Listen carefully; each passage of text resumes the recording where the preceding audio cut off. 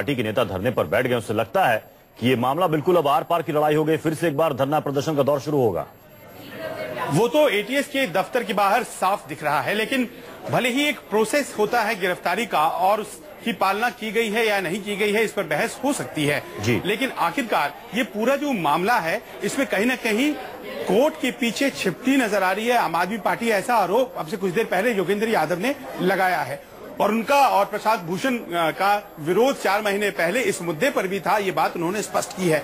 तो ये सवाल एक खड़ा करता है आज की तारीख में कि डिग्रियां अगर फर्जी थी या नहीं है तो उसे पब्लिक डोमेन में आम आदमी पार्टी ला क्यों नहीं रही है। और शायद यही एक पक्ष है जिसे भारतीय जनता पार्टी की तरफ से उठाया जा रहा है बार बार। और अब मामला जो है वो अदालत में 2 बजे पेशी और संभावना यही व्यक्त की जा रही है कि रिमांड हो सकता है। अब प्रोसेस क्यों नहीं फॉलो किया गया, उसके पीछे दलील ये दी जाती है कि 2 जगहों से एंटीसिपेटरी बेल की बात थी, वो वकेट हो गया था, यानी कि कोर्ट ने उन्हें अरेस्ट किया जा सकता है या नहीं इस पर कह दिया था कि अरेस्ट किया जा सकता है और संभवतः इसी बात को एक तरह से आधार मानते हुए उनकी गिरफ्तारी हुई है या उन्हें डिटेंशन में रखा गया है। रिमांड के बाद क्या होता है ये तय होगा, लेकिन सवाल अगर रिमांड मिलता है तो, लेकिन सवाल ये जरूर है कि क्या फैजाबाद में जो बीए की डिग्री थी, ग्रेजुएशन की डिग्री थी, वो फर्जी थी। और अगर बीए की डिग्री, ग्रेजुएशन की डिग्री फैजाबाद से फर्जी थी तो उसके आधार पर बिहार में लिया गया लॉ। संजीव, आपको रोकना चाहूंगा, इस वक्त दिल्ली के उप मुख्यमंत्री मनीष सिसोदिया एक प्रेस कॉन्फ्रेंस कर रहे हैं और जो कर रहा है वो पकड़ा जा रहा है। वो चाहे स्कूल के लेवल पे हो, हॉस्पिटल के लेवल पे हो, इंजीनियरिंग लेवल पे हो, जहां भी जो आदमी भ्रष्टाचार कर रहा है वो पकड़ा जा रहा है। ये आम आदमी पार्टी सरकार की, दिल्ली सरकार की अब तक की सबसे बड़ी सफलता है और इस सफलता ने भ्रष्टाचारियों के मन में खौफ पैदा कर दिया है और सत्ता में जहां भी जो भ्रष्टाचारी बैठे हैं वो सब इकट्ठे हो गए हैं। वो अब साजिश रच रहे हैं, दिल्ली में तानाशाही के जरिए इमरजेंसी जैसे हालात लगाने की कोशिश की जा रही है। कल मैंने बतौर विजिलेंस मिनिस्टर एक बड़ा फैसला लिया था। आपको पता होगा कि दिल्ली में एक ट्रांसपोर्ट घोटाला हुआ था, सीएनजी फिटनेस स्कैम। उस मामले में सीबीआई के ऑफिसर्स तक ने लिखा है, मैं आपको कोट एंड कोट एक दे रहा हूं। इंक्वायरी हैज दस established that the request of ACB for sanction for prosecution of the aforesaid 2 set of officers was mandatorily required to be forwarded to central government for taking a final decision in the matter, but this was prima facie irregularly declined by the honorable Lieutenant Governor of Delhi. ये बहुत serious issue था। कल ये file कुछ दिन पहले मेरे पास में आई थी और मैंने इसको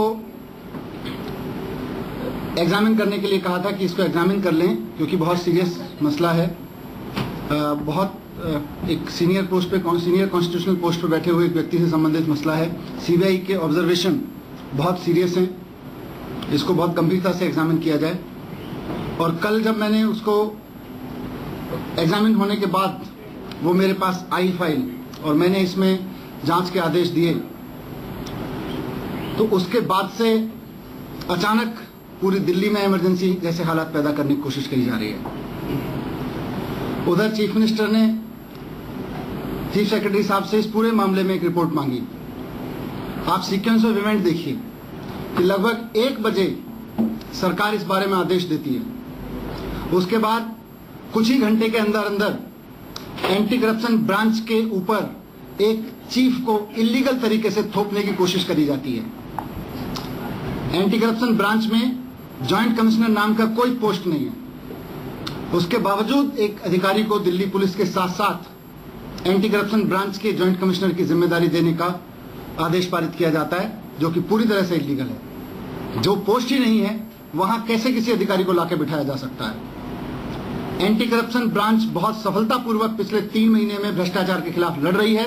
इसको कमजोर करने के लिए एक तरह से इमरजेंसी जैसे हालात पैदा करके एंटी करप्शन ब्रांच को अपने कंट्रोल में लेने की कोशिश करी जा रही है। ये लोकतांत्रिक नहीं है, ये संविधान के भी खिलाफ है।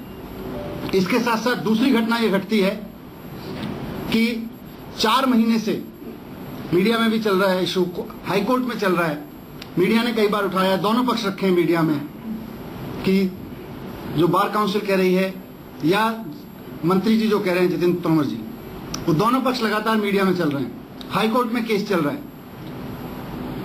कॉलेज का एफिडेविट हाई कोर्ट में जमा है।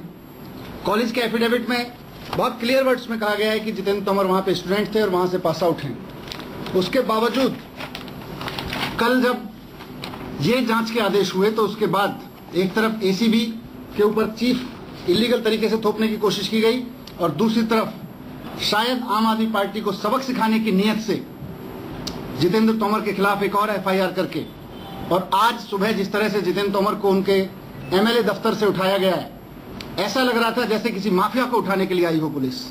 30-40 पुलिस वाले आते हैं और उनके दफ्तर में घुसते हैं, उनसे कहते हैं कि आपसे कुछ कागज देखने हैं, पूछताछ करनी है, घर पे चलिए। उनके घर ले जाने के बहाने उनको गाड़ी में बिठाया जाता है। रास्ते में चलती गाड़ी में उन्हें कहा जाता है कि आप अपने ड्राइवर को उतार दीजिए, पुलिस अब गाड़ी चलाएगी। उसके बाद उनकी गाड़ी से ड्राइवर को उतार के पुलिस अपने गाड़ी में उनकी गाड़ी को अपने पोजीशन में लेती है और फिर उन्हें कहती है कि अब आप ऐसा करिए, जो पेपर हैं वो थाने मंगा लीजिएगा, आपको हम डिटेन कर रहे हैं। ये क्या हो रहा है? जितेंद्र तोमर माफिया हैं? जितेंद्र तोमर कहीं भाग रहे थे? जितेंद्र तोमर ने बॉम्ब ब्लास्ट किया है दिल्ली में या कहीं पे? उनके ऊपर एक आरोप है, उसके पक्ष और प्रतिपक्ष में कुछ लोग अपने तर्क दे रहे हैं। अभी हाईकोर्ट में मामला चल रहा है। ऐसी इमरजेंसी क्या थी कि जितेंद्र तोमर को अरेस्ट किया जाए, वो भी ठीक उसी दिन या उससे अगले दिन जिस दिन एक बड़े घोटाले को पुनः खोलने की कोशिश करी जा रही है, पुनः उसमें जांच की जा रही है। इसका मतलब कहीं ना कहीं कुछ गड़बड़ है, जिसको छिपाने के लिए डराने धमकाने की कोशिश की जा रही है, सबक सिखाने की नसीहतें ये दी जा रही हैं। मैं बहुत स्पष्ट कहना चाहता हूं कि हम लोग आम आदमी पार्टी की सरकार दिल्ली की जनता ने बनाई है, बहुत कॉन्फिडेंस के साथ बनाई है और शायद इससे ज्यादा मैंडेट किसी सरकार को नहीं दिया और सबसे बड़ा मैंडेट भ्रष्टाचार के खिलाफ लड़ने का है। ये दिल्ली की जनता का काम है।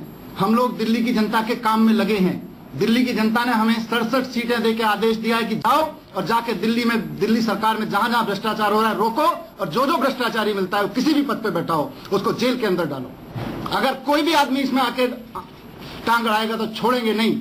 67 सीटें दी हैं दिल्ली की जनता ने हमें और भ्रष्टाचार रोकने के लिए दी हैं। अगर कोई आदमी दिल्ली में भ्रष्टाचार रोकने के दिल्ली की जनता के काम में आड़े आएगा उसको छोड़ेंगे नहीं। मैं आज ताकीद कर रहा हूं यहाँ पे बैठ के और साफ साफ कह रहा हूं ये इलीगल है और बदला लेने की, एक तरह से सबक सिखाने की कार्रवाई के तहत एलजी साहब के जरिए दिल्ली में इमरजेंसी जैसे हालत लगाने की कोशिश की जा रही है।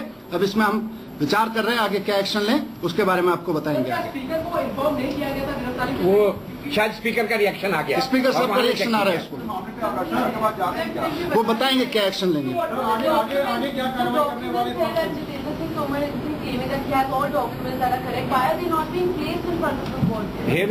एफिडेविट है कोर्ट में कॉलेज